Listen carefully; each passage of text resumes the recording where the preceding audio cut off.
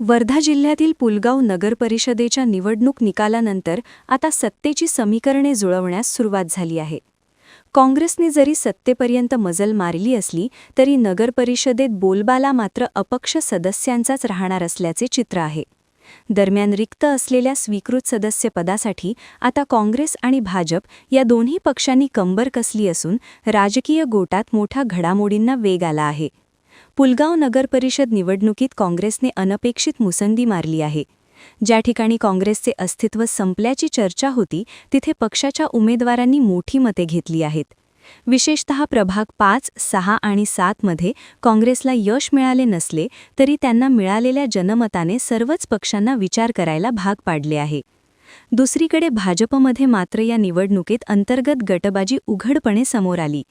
निष्ठावान संघ नेत्यांना डावलून इतर पक्षातून आलेल्या उमेदवारांना संधी दिल्याने भाजपला करारी पराभवाचा सामना करावा लागला. आता ही नाराजी दूर करण्यासाठी भाजप कोणाला स्वीकृत सदस्य म्हणून संधी देते याकडे सर्वांचे लक्ष लागले आहे.